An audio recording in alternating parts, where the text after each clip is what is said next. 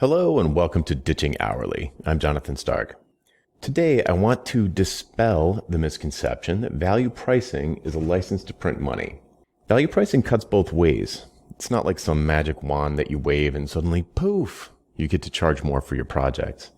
Value pricing, as you can tell by the name, is the practice of setting a price for a project based on the value that the project delivers. More specifically, the perceived value in the client's mind of what the project will deliver, the outcome.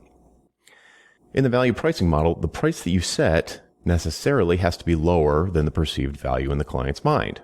Otherwise, they will have received a negative ROI. They'll feel like they lost money. This is where buyer's remorse comes from. So here's an example where value pricing is a great fit.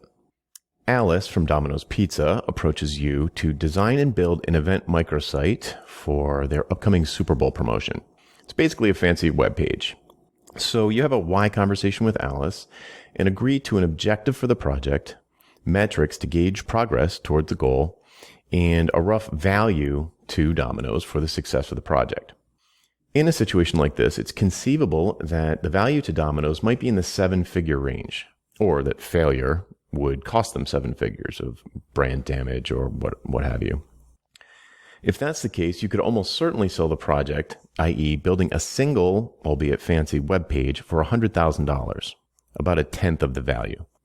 Even if this took you 100 hours to build this web page, you'd be making an effective hourly rate of $1,000 an hour. Now here's an example where value pricing is not a good fit. Bob from Bob's Pizza approaches you to design and build a website for his single location pizza place.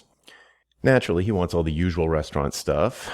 So things like an online menu with professional photography of all the food, info about the history of the restaurant, contact info for calling in an order over the phone, the location of the restaurant, which of course he's going to want a fancy interactive map, and oh, by the way, online ordering that accepts all major credit cards and Apple Pay and Google Wallet and PayPal. And while you're at it, could you also do one of those pizza trackers like Domino's has? So it'll send out updates to the customer as the pizza is like on its way. So obviously this would be a ton of work.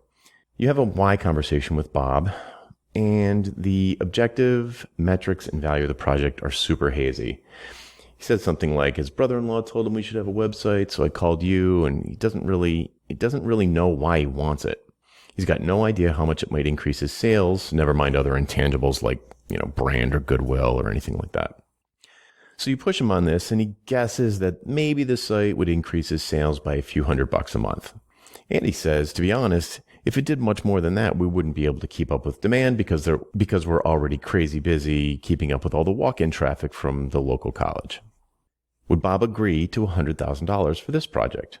No, of course not. He probably wouldn't even agree to $10,000. The trouble is, Bob's perception of the project value is very low. If he paid more than a few $1,000s for all that work, he'd feel like he was losing money on it.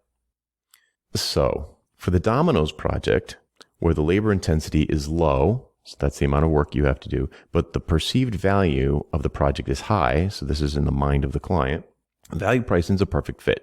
It allows you to capture more value from the project than you possibly could at an hourly rate. For Bob's Pizza, where the labor intensity is high, but the perceived value of the project is low, value pricing straight doesn't work. So this leaves you with the question, what do you do when somebody like Bob comes along? Do you bill him hourly?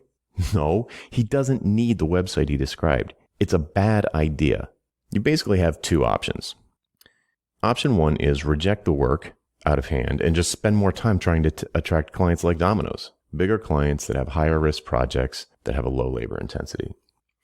Or prescribe something else for Bob where the labor intensity for you and the perceived value for him are not completely out of whack.